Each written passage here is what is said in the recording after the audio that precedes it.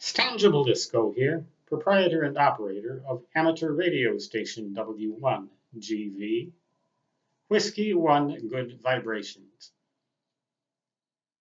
You may have watched the game last night, today being the 21st of October 2018, the game last night between the Milwaukee Brewers and the LA Dodgers, where the Dodgers clinched the World Series.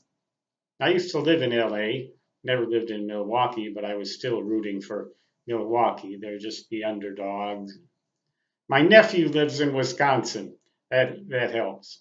But in any case, it was watched by a lot of people in the United States. So the ham radio bands would have been relatively devoid of activity during that period of time. Our conditions have been rotten for DX of late, but that's not always the case. Sometimes we're at a good point in the solar cycle and conditions are good for DX. And then a Super Bowl takes place.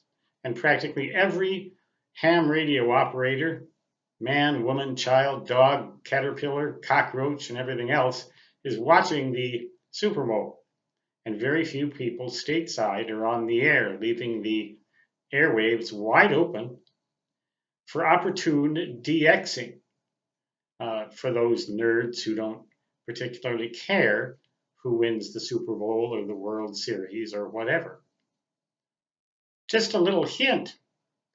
Next time conditions are good and there's a Super Bowl, you might prefer to get on the air and see what kind of DX you can work if you have that kind of a station or that kind of an interest, rather than watching the television do its thing or whatever. I don't think yes, I think I have done that. And a lot of hams have remarked about how quiet the bands are, except people in Zimbabwe don't care who wins the Super Bowl.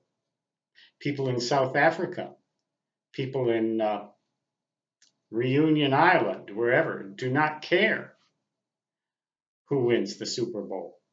So they're still on the air a lot of times. Bands wide open for DX during such events.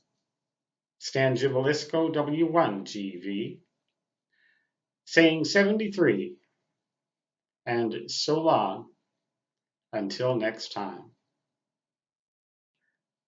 Good night.